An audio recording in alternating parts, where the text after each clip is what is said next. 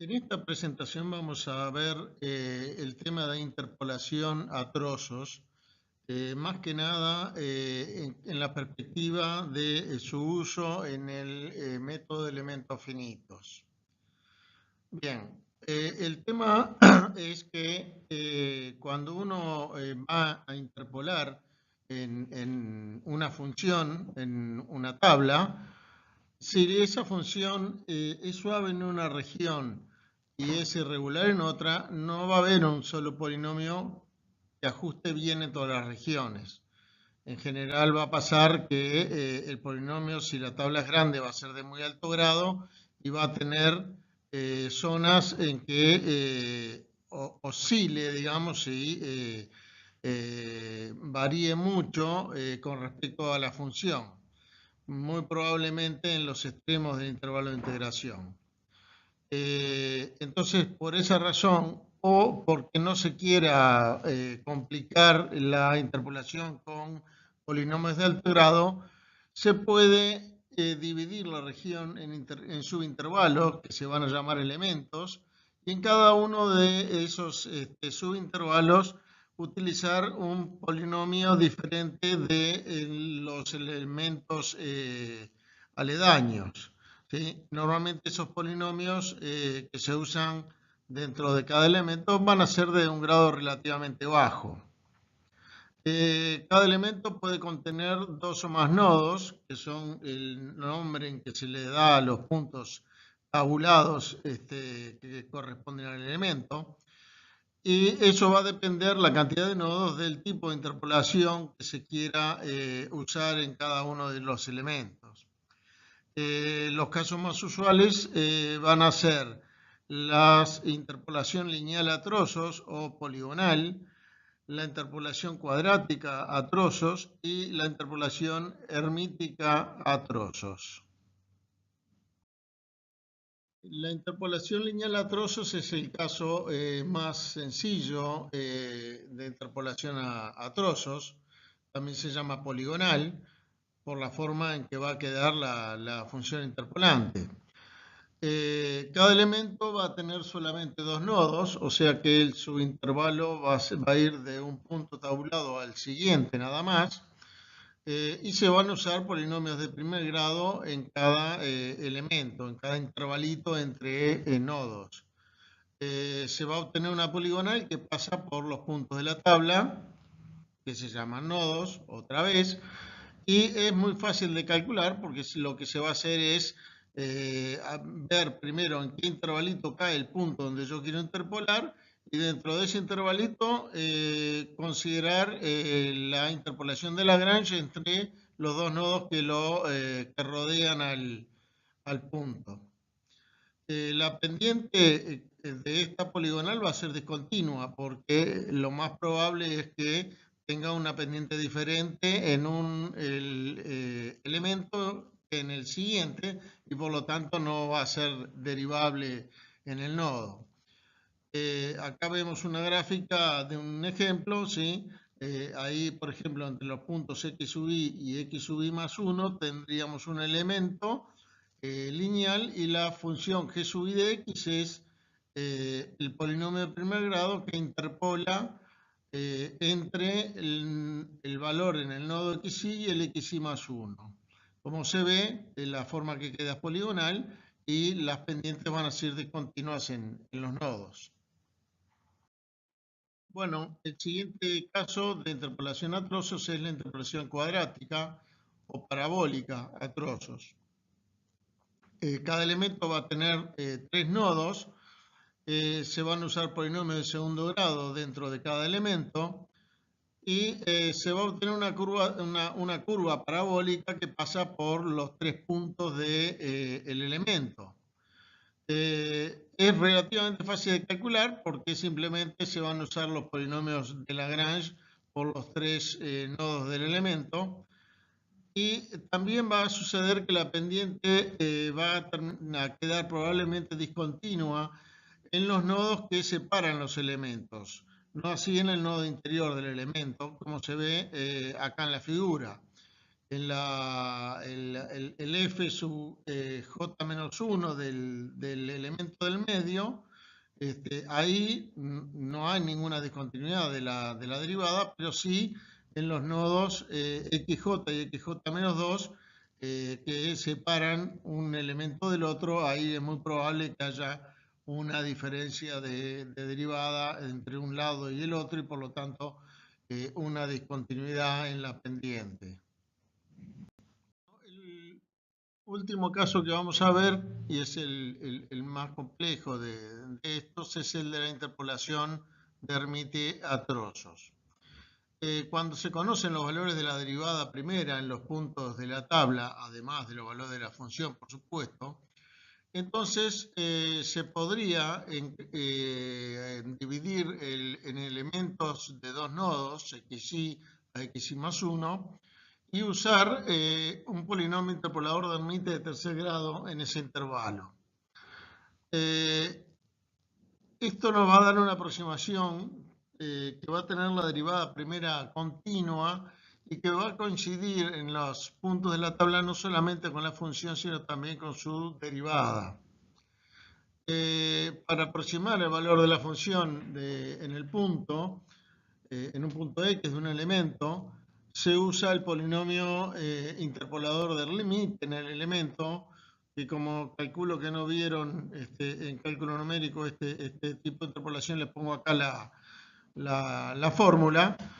Como ven, se suman los valores los valores de los puntos tabulados f sub i y f sub i más 1 multiplicados por polinomios h sub i, h sub i más 1 de Hermite, más los valores de la derivada en el punto i y el punto i más 1 multiplicados por otros polinomios de Hermite que corresponden a las derivadas. Las fórmulas de estos polinomios de Hermite son las que se muestran en este caso acá, donde los L sub j son simplemente los polinomios de Lagrange correspondientes a los nodos del elemento, o sea, al nodo i y al i más 1, son polinomios de primer grado, ¿sí?, de Lagrange. Otra forma de ver la interpolación a trozos es, en lugar de considerar que se está haciendo una interpolación diferente en cada subintervalo, considerar que se hace una interpolación en todo el dominio, pero que las funciones de forma utilizadas son lo que llamamos funciones nodales. Lo que se hace es dividir el dominio en elementos. Para cada nodo en la división del dominio se definen funciones de forma nodales, y dentro de los elementos, estas funciones de forma dentro de los elementos que contienen al nodo coinciden con los polinomios de Lagrange o Hermite, según el tipo de interpolación que se quiera hacer, del nodo en el elemento. Y en los elementos que no contienen al nodo son nulos estas funciones. Entonces, para cada nodo va a haber una función de forma nodal si se usan elementos lagrangianos, o dos funciones de forma si se usan elementos hermíticos, una correspondiente al valor funcional y otra correspondiente al valor de la derivada. Bueno, como estas funciones de forma nodales valen 1 en el nodo correspondiente a la función y 0 en todos los demás nodos, entonces la interpolación va a ser la suma de cada valor nodal por la función de forma nodal correspondiente. Acá se ve en el dibujo las varias funciones de forma nodales lineales a trozo en realidad, y se ve que para cada nodo hay una función entonces que vale 1 en ese nodo y vale 0 en todos los demás. Multiplicando entonces cada función por lo que tiene que valer la interpolación en ese nodo y sumando todo nos va a dar una poligonal que va a pasar por todos los valores nodales. Por supuesto, en el caso de interpolación hermítica también van a haber otro grupo de funciones nodales para las derivadas cuya derivada va a valer 1 en ese punto y 0 en todos los demás, y el valor, digamos, funcional va a ser 0 en todos los nodos. Bueno, cuando estamos considerando un elemento en particular, entonces las funciones de forma nodales restringidas a ese elemento van a coincidir con las funciones de forma elementales eh, para cada uno de los nodos que tenga el elemento. Por supuesto, para los demás nodos, las funciones de forma van a ser nulas en este elemento, para los nodos que no corresponden a este elemento. Pero para los nodos del elemento, para cada nodo va a haber una función de forma y va restringida a este elemento, es lo que llamamos la función de forma elemental. Entonces va a haber para cada elemento tantas funciones de forma elementales como nodos tengan elementos, si se usan elementos lagrangianos, o el doble de esa cantidad, de la cantidad de nodos si se van a usar elementos hermíticos.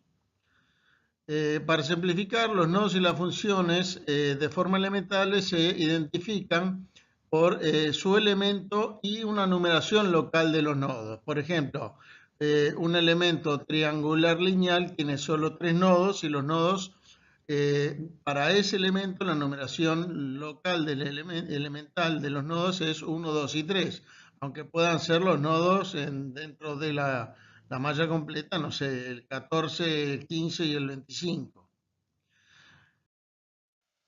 Bueno, vamos a empezar a ver los elementos unidimensionales, comenzando por el más sencillo, que son el caso de los elementos lineales.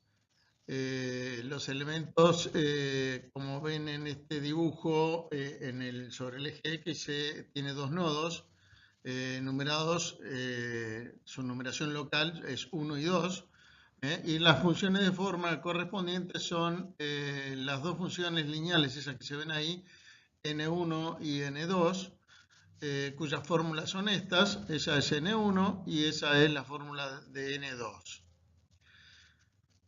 El valor interpolado se va a calcular entonces como una combinación lineal de estas dos funciones cuyos coeficientes son los valores nodales, que ahí se indican como u supra e sub 1 y u supra e sub 2. O sea, es el u del nodo 1 del elemento E y el u del nodo 2 del elemento E. Que por supuesto es probable que también haya otro elemento que tenga ese mismo nodo, entonces para interpolar en el otro elemento se podrá usar ese mismo valor, pero que corresponderá en ese otro elemento, quién sabe a qué numeración local. Bueno, el siguiente tipo de elemento unidimensional, un poquito más complicado que el lineal, son los elementos cuadráticos.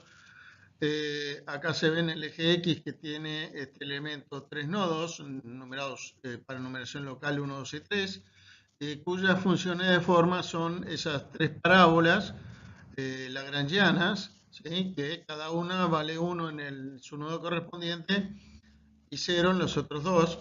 Acá se ven las fórmulas de las tres funciones de forma elementales del elemento cuadrático, y al igual que en los otros casos, para interpolar se calcula la combinación lineal de cada función de forma por el valor nodal correspondiente a su nodo. Siguen ahora los elementos hermíticos, en los cuales en lugar de interpolación de Lagrange vamos a usar interpolación hermítica. Como se ve acá, tienen dos nodos solamente, pero tienen cuatro funciones de forma, dos para el valor funcional y dos para el valor de la derivada. Las fórmulas de estas funciones de forma son las que se ven ahí. Las dos funciones de forma funcional y las dos funciones de forma de la derivada. Y en este caso, para calcular la interpolación, la combinación lineal es la suma de las dos funciones de forma funcionales por los valores nodales de la función, más las dos funciones de forma de derivada por los valores nodales de la derivada.